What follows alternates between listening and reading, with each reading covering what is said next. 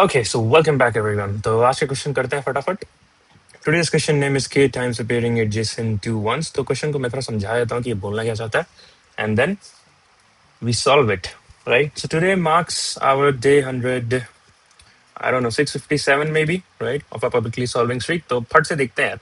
So k times appearing adjacent to ones. देखो adjacent to ones का क्या मतलब होता है ना कि दो ones एक साथ present हो, ठीक है?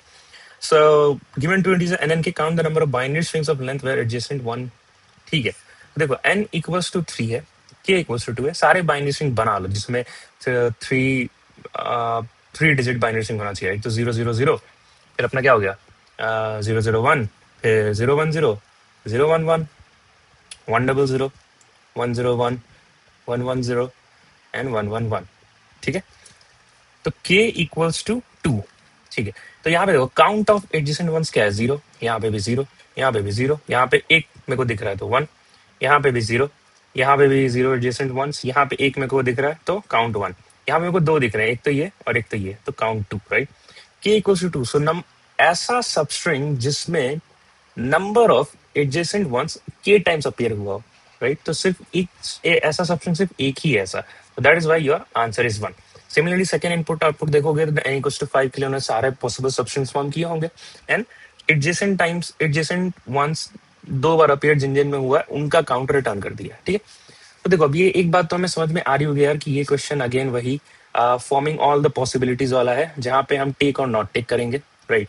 तो हम यहाँ से शुरू किया, और एक और बात की हमें अब जो स्ट्रिंग वो 0 से भी स्टार्ट हो सकती है और 1 से भी स्टार्ट हो सकती है, तो ये तो टेक और नॉट टेक वाला रिकर्जन हम सिंपल सा लिख देंगे, राइट. बट एडजेसेंट 1 कैसे काउंट करें यार, तो एडजेसेंट 1 काउंट करने के लिए जैसे 1 है, राइट, और इसके पीछे 1 है या 0, तो इसका ट्रैक भी रखना पड़ेगा हमें, तो एक प्रीवियस पॉइंटर मेंटेन करना होगा, राइट. कुछ और पैरामीटर्स में क्या देखना होगा कि जो एडजेसेंट 1 का काउंट है अगर वो k के बराबर हो जाए तब हमारा आंसर है. तो जो हमारा रिकर्सिव फंक्शन होगा यार उसमें कुछ 3 4 पैरामीटर्स होंगे. सबसे पहले तो जो गिवन n n k है, राइट. फिर हम स्टार्ट कहाँ से कर रहे हैं, राइट, करेक्ट. मतलब जो सबस्ट्रिंग हम बनाना चाह रहे हैं क्या वो 0 से स्टार्ट हो रहा है या 1 से स्टार्ट हो रहा है वो भी देखना पड़ेगा. और इसके बाद कॉल्स खोलेंगे, या तो आप 0 लो या तो 1 लो, या तो 0 लो या तो 1 लो, इस तरीके से सबस्ट्रिंग बनते जाएगी, राइट. तो स्टार्ट को तो हमें यहाँ से चाहिए होगा, फिर एक प्रीवियस चाहिए होगा हमें प्रीवियस वाला ट्रैक करने के लिए, और एक काउंट चाहिए होगा. तो 5 पैरामीटर तो हमारे रिकर्जन में होने वाले हैं यार. ठीक है, तो string can be start from 0 and 1, तो उसका पैरामीटर ये हो गया. To see only if to see adjacent is 1 or not we have to look at previous number, तो उसके लिए एक previous काउंटर हो गया, right. And count of adjacent equals to k हो, उसके लिए हमें काउंट हो गया, राइट. तो अब इसके लिए बेस केसेस या फिर रिकर्सिव कॉल कैसे होगा यार, कुछ इस तरीके से होगा. पहले तो बेस केसेस को भी छोड़ देते, रिकर्जन जहां स्टॉप होगा, बट रिकर्सिव कॉल दिखेगा कैसे. जो हमारा फंक्शन है रिकर्सिव लीप ऑफ फेथ है, ये तो n n k ही रहेगा, राइट. स्टार्ट आगे की तरफ बढ़ रहे हैं, जैसे हमने अगर 1 से स्टार्ट किया और फिर जब दूसरा एलिमेंट ऐड करते हैं 0 या लेट्स से 1, तो पोजीशन क्या हो जाएगा +1, सो दिस इज स्टार्ट +1. ठीक है, प्रीवियसली अब देखो ये कौन सा केस है, लेट्स से हम यहाँ पे 0 को प्लेस करना चाहते थे. ठीक है, तो हमने 0 से प्लेस किया, तो प्रीवियस तो हमने 0 से प्लेस किया, और नेक्स्ट जब एलिमेंट दूसरा आएगा तो प्रीवियस की वैल्यू क्या हो जाएगी 0 हो जाएगी, तो यहाँ हमने 0 प्लेस कर देंगे, और काउंट रिमेन्स एज. ठीक है, क्योंकि हमने 0 प्लेस किया है तो काउंट नहीं बढ़ेगा. काउंट तभी बढ़ेगा जब हमें 1 दिखेगा, एडजेसेंट 1 दिखेगा, राइट. अब देख लो दूसरा फंक्शन कॉल जिसमें हम एक्चुअली 1 प्लेस कर रहे हैं अपने सबस्ट्रिंग में, राइट. तो उसके लिए क्या होगा, n n k remain same, and again start +1 तो होगा ही because we are adding one more what is a character into our substring. ठीक है, बट अब यहाँ पे कुछ चीजें चेंज होगी यार. हमने क्या किया, हमने 1 ऐड किया है, तो जो प्रीवियसली जो लुकअप होगा, जैसे हम यहाँ पर हूँ मैं, जो नेक्स्ट कैरेक्टर आएगा जब वो लुकअप करेगा तो उसको दिखेगा पीछे 1 है. ठीक है, इसलिए हमने 1 तो भेज दिया नेक्स्ट इटरेशन के लिए.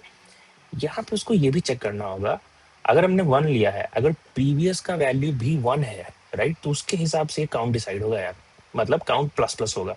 तो we have to just say एक इनलाइन इफ लिख देते हैं. ठीक है, काउंट प्लस यहाँ पे लिख देंगे inline if previous is equals to 1, right.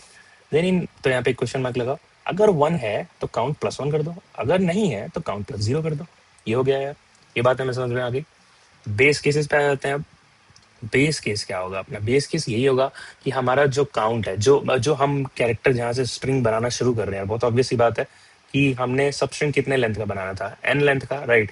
तो सब स्ट्रिंग का n लेंथ हिट होना चाहिए, राइट. और उसमें जो काउंट ऑफ एडजेसेंट 1 है उनका काउंट 1 के हिट होना चाहिए, राइट। तो हम यही लिखेंगे यहाँ पे कि if our start is equals to n, right. Then again यहाँ पे इनलाइन इफ लिख सकते हैं अपन, return if count is equals to k, then return 1 कि हाँ भाई रिकर्जन स्टॉप कर दो, we got an answer, else stop the recursion, we didn't get an answer, 0। ठीक है। एक और केस बनेगा, एक और केस क्या बनेगा, ये जो काउंट है, राइट, ये ग्रेटर देन या फिर लेस देन के हो जाए, तो इन दैट केस क्या करेंगे, मतलब कि हमने कोई एक सबस्ट्रिंग बनाया, लेट्स से के जो है एन जो है वो 5 दे रखा था, राइट। तो 1 2 3 4 5, 5 ones are one possibility, right. और के की वैल्यू लेट्स से 2 है, राइट। हमें सिर्फ 2 ही एडजेसेंट वन चाहिए थे, तो हम यहाँ से ले सकते थे, यहाँ से ले सकते, तो बाकी के 1 एक्स्ट्रा है, तो वहां से आंसर नहीं आने वाला है, तो do not stop that recursion there also, right. तो हम कुछ आइटरेशन वहां पे स्मार्टली स्किप करेंगे। तो हम यहाँ पे लिखेंगे count is greater than my required number of adjacent pairs, then I'm gonna say कि ये भी रिकर्जन जो हम करना चाह रहे हैं वो सही नहीं है, इसको स्टॉप करो या इसको रिटर्न करो। बाकी के ऊपर जो केसेस बने हैं रिकर्जन ट्री में, उनको वापस से उसका राइट ब्रांच खोल के करो, ठीक है। तो जैसा कि मैं कहता हूँ यार, recursive leap of faith, right. You write the recursion, you write the base cases, imagining the smallest possible test case, right? और फिर उसको छोटे टेस्ट केस के लिए हमने लिखा है, बेस केस हैंडल किया है, तो क्वेश्चन हो जाना चाहिए, ठीक है। तो इसको हम लोग अपने कोडर पे लिखेंगे एज इट इज और रन करके देखेंगे, राइट। तो चलो तुरंत से लाइव कोडिंग कर लेते हैं। और हाँ, यहाँ पे वीडियो को जरूर से खुद से पॉज करो यार, खुद से सीखना जरूरी है, तो pause it, try to code this by yourself, और फिर वापस से रिज्यूम करना, अगर ना हो पाए तो कुछ भी लिखो, कुछ भी, जितना मैंने इतना लिखा है उतना ही लिख दो, राइट। क्योंकि खुद से टाइप करने की वो होनी चाहिए यार। अब मतलब बहुत सारे कमेंट्स में को आने लगे हैं कि भाई यार अब करने की जरूरत ही क्या, अब तो एआई आ गया है। ये तो डेफिनेटली आ गया है। देखो मैं अपने काम में भी ऑलमोस्ट 80-90% एआई ही यूज करता हूँ, क्योंकि आपकी उसका प्रोडक्टिविटी टाइम मैनेजमेंट बढ़ेगा। बट जिस जॉब पे तुम हो वहां पहुंचने के लिए मेरे को तो यही लगा, राइट। और आगे भी फर्स्ट 2 राउंड तो यही लगते हैं। तो इसमें धांधलेबाजी करोगे तो फिर तो उस पोजिशन पे पहुंच ही नहीं पाओगे जहाँ एआई यूज करना है, राइट। तो ऐसा है, ठीक है। तो मैं स्क्रीन को वो करता हूँ, आ गया था, ठीक है। चलो फटाफट लिखना शुरू करते हैं। तो हम सबसे पहले एक फंक्शन लिख देंगे, रिकर्सिव लीप ऑफ फेथ, ठीक है, FITH। हमने देखा था कि what are the pointers, so int n int k, int start, int previous, int count, right. सबका मैंने डिफाइन कर रखा है कौन सा वेरिएबल क्या कर रहा है, so I am not gonna writing the comment here, right. So base cases फटाफट लिख देते हैं। Count greater than k, return 0। if my string length which I'm forming, which is starting from my starting pointer, तो if is अगर ये n के बराबर है, राइट, तो in that case I am just gonna check कि second favourable condition क्या था, एडजेसेंट पेयर्स की value, adjacent number of adjacent pairs k times होनी चाहिए, right. So return count is equals to k, if that is the case we got an answer, stop the recursion, return 1, else if that not is the case stop the recursion, वहां पे भी रोकेंगे but 0 return करेंगे, ठीक है। चलो ये हो गया। अब अपना बचा बाकी के थिंग्स, ठीक है। तो place 0, right, and place 1 in your ongoing substring. Recursive leap of faith को वापस से लेके आओ, n k स्टार्ट क्या हो जाएगा, स्टार्ट हमने प्लेस 0 किया है, तो स्टार्ट से तो कुछ नहीं होगा, हम एक डिजिट प्लेस कर रहे हैं, तो इसकी लेंथ जो है 1 से बढ़ जाएगी। और प्लेस हम क्या कर रहे हैं, 0, तो 0 प्लेस कर दिया। काउंट 0 प्लेस किया है, तो एडजेसेंट 1 पे कोई फर्क नहीं आएगा, that is it, right. Place 1 कर रहे हैं, तो वापस से यहाँ पे लेके आओ, recursive leap of faith, n k start plus 1 तक सही है, एंड देन वी प्लेस, ठीक है। So now we placed 1, so we placed 1 here, and we're gonna check that our count is nothing but अगर previously 1 है, तो I'm gonna check that if previous is equals to 1 question mark, if yes then 1 0, ठीक है। बिल्कुल सही बात है यार। अब देखो टोटल काउंट हमें वो करना था, व्हाट से इन सबका सारा जो हमने ये सबस्ट्रिंग बनाया इसका काउंट रिटर्न करना है, कितने ऐसे सबस्ट्रिंग है, राइट। तो यहाँ पे हम क्या करेंगे, इसको एक वेरिएबल में डालेंगे, इंट टेक 0, राइट, एंड इसको डालेंगे हम लोग इंट टेक 1, ठीक है। और यहाँ पे रिटर्न कर देंगे रिटर्न टेक 0 प्लस टेक 1, ठीक है। अब देखो यार, क्या इतने से हमारा, अगर मैं सिर्फ इसको कॉल कर दूं तो क्या अपना काम हो जाएगा, एक बार सोचो। यहाँ पे मैं कहता हूँ नहीं होगा यार। क्यों नहीं होगा, एक बार फिर से सोचो यार यहाँ पे क्या हो रहा है। देखो हमने क्या किया, एक एक स्टार्टिंग पोजीशन थी, हमने अभी ये डिसाइड किया कि यहाँ से क्या करना है, 0 लेना है कि 1 लेना है, राइट। बट ये भी तो देखो कि जो सबस्ट्रिंग जो पहला पोजीशन है, पहला पोजीशन, राइट, उसके पास भी ऑप्शन है 0 से स्टार्ट करने का एक, और दूसरा ऑप्शन है 1 से स्टार्ट करने का। और यहाँ से अब 0 लेना है कि 1 लेना है, ये काम हमारा रिकर्सिव फंक्शन संभाल रहा है यहाँ से लेकर के आगे तक, ठीक है। तो ये जो पहला वाला चीज है ये अभी भी फिक्स नहीं है, इसको फिक्स करना पड़ेगा, राइट। दैट स्टार्टिंग पॉइंटर्स को फिक्स करना पड़ेगा। तो मैं यहाँ पे क्या करूंगा ना, इस फंक्शन को 2 बार कॉल करूंगा। So I am gonna say that int start with 0, okay. And यहाँ पे अपन क्या पास करेंगे, एन कॉमा की तो पास करेंगे स्टार्ट। स्टार्ट करने के लिए फर्स्ट स्ट्रिंग लेंथ क्या हो गया 1, ठीक है। तो हमने स्टार्ट किया 0 से, तो यहाँ पे 0 प्लेस कर देंगे। एंड काउंट रिमेन सेम, अभी तो कुछ हुआ ही नहीं है तो काउंट 0 ही होगा, ठीक है। अब वापस से कॉल करेंगे इसको स्टार्ट विथ 1, एन के रिमेन सेम, पहला पॉइंट पहला डिजिट प्लेस किया है तो स्ट्रिंग लेंथ 1 हो गई है। स्टार्ट विथ 1 तो यहाँ 1 हो जाएगा, काउंट अभी तो कुछ बना ही नहीं है तो count 0, right. And we gonna return these two, start 0 start 1, that's it. इससे अपना काम हो जाना चाहिए। अब इसकी टाइम कॉम्प्लेक्सिटी क्या होगा यार, देखो टेक और नॉट टेक का है, अगेन हर एक पॉइंट पे तो हमारे पास 2 ऑप्शन है, टोटल स्ट्रिंग लेंथ एन है तो 2 पावर एन हो गया इसका टाइम कॉम्प्लेक्सिटी। एंड हमारे पास कुछ टाइपोज आए हैं, उसको ठीक कर लेते हैं। तो ये जो इनलाइन इफ था, हमने उसको पूरे को ब्रैकेट में नहीं डाला था, दैट वाज सिंटैक्टिकल मिस्टेक, तो इसलिए कंपाइलेशन एरर आ रहा था। अब इसको सबमिट करते हैं, डेफिनेटली हमें टीएलई आएगा। बट जो ही अगर ये जो एन है अगर ये बहुत कम होता, अगर सिंगल डिजिट में होता तो ये टेस्ट केस पक्का, ये कोड पक्के से सबमिट हो जाता। ये सिंगल डिजिट में 10 पावर 3 है, 2 power 10 power 3 is much much much greater than 10 power 8, and that is why we will get TLE in some time. तो रिकर्जन का ऑप्टिमाइजेशन अप्रोच क्या होता है, मैंने बहुत बार बताया है यार, 20 बार बता चुका हूँ, मैं फिर से बता दूंगा। एंड लास्ट की कुछ वीडियोस अगर आपने देखे होंगे तो बहुत हैवीली डीपी कवर्ड है प्रॉब्लम ऑफ द डे, नहीं तो डीपी का प्लेस भी देख सकते हो, उससे भी बहुत आइडिया मिल जाएगा, ठीक है। बट अगर आप मेरे साथ 600 डेज मतलब आपने 100-200 दिन भी मेरे साथ किए तो आपको बहुत आइडिया मिल चुका होगा ऑलरेडी स्ट्रक्चर्स के बारे में, ठीक है। ओके तो अब मेमोराइजेशन करते हैं। मेमोराइजेशन में क्या होता है, सिंपल से 5 पहले स्टेप से शुरू करता हूँ वापस से। अपन देखते हैं कि यहाँ पे देखो, ज्यादा दिमाग नहीं लगाना यार, मेमोराइजेशन टैबुलेशन रिकर्जन में जो दिमाग लगाना था हमने लगा लिया, वो चल गया, बस बात खत्म, ठीक है। यहाँ बस इतना चेक करना है कि स्टेट्स कितने, स्टेट्स का मतलब सिंपल सा जो हेल्पर फंक्शन है रिकर्जन का, पैरामीटर्स उसमें कितने हैं, मैं देख रहा हूँ 5, 5 तो दिख रहे हैं। चेंज कितने हो रहे हैं इसमें, तुम ये बताओ मेरे को। देखो एन और के हमेशा पास होता है, मतलब 2 तो चेंज नहीं हो रहे। चेंज हो रहे हैं स्टार्ट से, स्टार्ट प्लस 1 हुआ, हाँ एक एक मिला हमें, प्रीवियस प्रीवियस भी चेंज हो रहा है, 0 1 0 1 ये भी मिला हमें। काउंट काउंट भी चेंज हो रहा है, काउंट पहली बार तो काउंट पे काउंट, मतलब 3 स्टेट्स चेंज हो रहे हैं। That means we hit a jackpot. यहाँ पे हमें 3D डीपी एरे चाहिए, ठीक है, क्योंकि 3 स्टेट्स चेंज हो रहे हैं। अब एक थोड़ा सा और बात बताता हूँ कि रिकर्जन जो है ना यार, ये क्या करता है, जैसे f(5) है, राइट, f(5) को तुमने f(4) f(3) f(2) f(1) call किया, राइट, ठीक है।